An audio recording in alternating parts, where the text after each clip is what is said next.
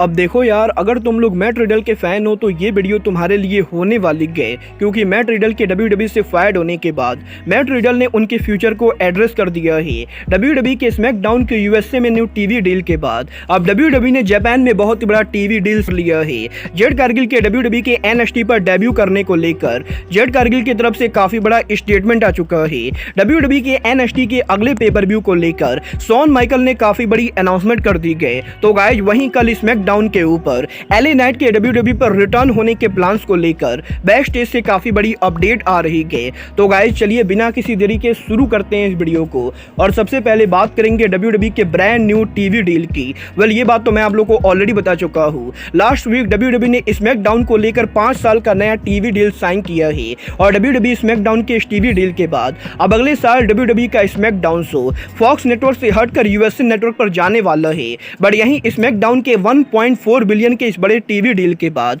अब WWE ने America के बाहर एक बड़ा टीवी डील साइन कर दिया है, और इस बार ये टीवी डील और कहीं ना होके बल्कि दुनिया की रेसलिंग के मामले में दूसरी सबसे बड़ी कंट्री जापान के अंदर है। गाइज अगर आप लोग को नहीं मालूम है तो मैं आप लोग को बता दूं, WWE 2016 के बाद जापान के अंदर उनके टीवी के ऊपर शो नहीं देती गए, और करीबन 7 सालों तक जापान में टीवी पर ना आने के बाद अब यहां पर WWE एक बार फिर से जापान में टीवी पर वापसी कर रही है, क्योंकि गाइज इस हफ्ते WWE ने जापान के अंदर अमीबा टीवी के साथ उनका कॉन्ट्रैक्ट साइन कर दिया है। और अगर आप लोग को नहीं मालूम है कि अमीबा टीवी क्या है तो गाइज मैं आपको बता दूं, जापान की दूसरी सबसे बड़ी कंपनी प्रो रेसलिंग नोवा उनके शो को इसी नेटवर्क पर ब्रॉडकास्ट करती गई, और अब यहां पर इसी नेटवर्क के ऊपर WWE उनके मंडे नाइट रॉ और स्मैकडाउन दोनों को लाने वाली गए, और यहां पर जापान के अंदर अगले हफ्ते से WWE का रॉ और स्मैकडाउन ये दोनों शो अमीबा टीवी पर जाने वाला है। वेल देखना बहुत ही दिलचस्प होने वाला है कि 8 सालों के बाद WWE जब अमीबा पर जापान में रिटर्न करती गए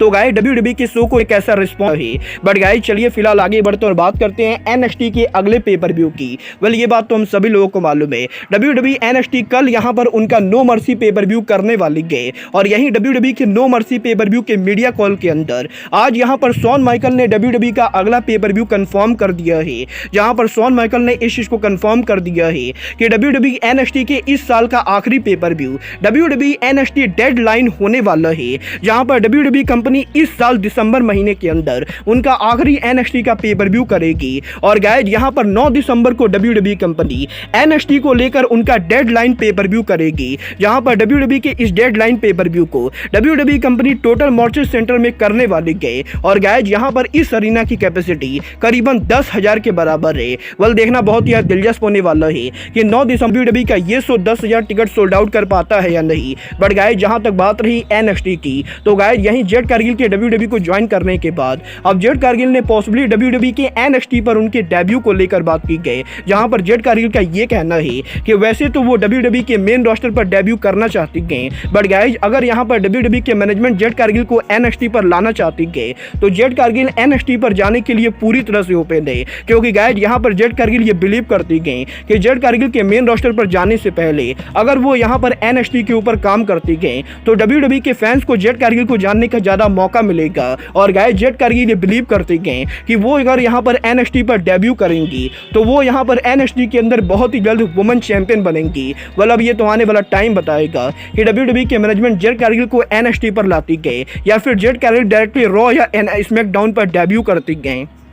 वेल गाइज आपको क्या लगता है, जेड कारगिल को WWE के मेन रोस्टर पर डेब्यू करना चाहिए या फिर जेड कारगिल को NXT पर डेब्यू करना चाहिए? आप लोग मुझे कमेंट करके बताएंगे। बट गाइज चलिए फिलहाल आगे बढ़ते हैं और बात करते हैं WWE के फॉर्मर सुपरस्टार मैट रिडल की। वेल ये बात तो हम सभी लोगों को मालूम है, WWE कंपनी ने मैट रिडल को कंपनी से बाहर कर दिया है, और अब जबकि मैट रिडल WWE से बाहर जा चुके हैं तो गाइज बहुत सारे लोगों के मन में ये सवाल है कि मैट रिडल WWE के बाहर जाकर अब क्या करने वाले हैं। वेल इस हफ्ते मैट रिडल ने फाइनली सोशल मीडिया के ऊपर ट्विटर के ऊपर उनके नेम को चेंज कर दिया है, जहां पर मैट रिडल ने उनके नेम को बदल के एक बार फिर से मैथ्यू रिडल कर दिया है। और गाइस WWE में मैट रिडल के डेब्यू करने से पहले मैट रिडल इंडी रेसलिंग के ऊपर जो नेम यूज करते थे, मैट रिडल अब यहां पर दोबारा वही नेम यूज करने वाले हैं, और मैट रिडल इस चीज को टीच कर रहे हैं कि वो यहां पर पॉसिबली इंडी रेसलिंग पर उनकी वापसी करने वाले हैं। वेल देखना बहुत ही दिलचस्प होने वाला है कि WWE के बाहर मैट रिडल का पहला रिटर्न किस कंपनी पर होता है। बट गाइस जहां तक बात रही रिटर्न होने की,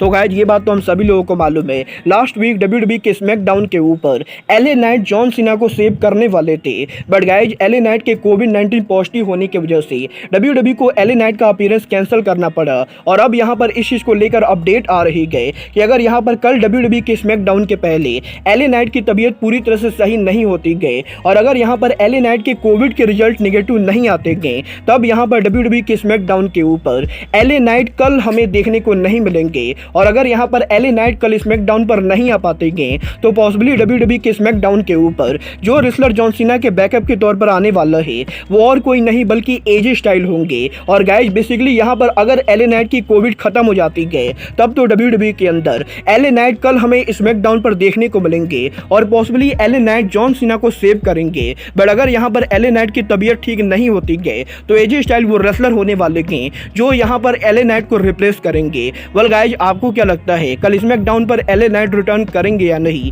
आप लोग मुझे कमेंट करके बताएंगे। बट गाइज अब आज के इस वीडियो में बस इतना ही। मैं मिलता हूं आपसे अपने अगले वीडियो में। बट गाइज तब तक के लिए गुड बाय,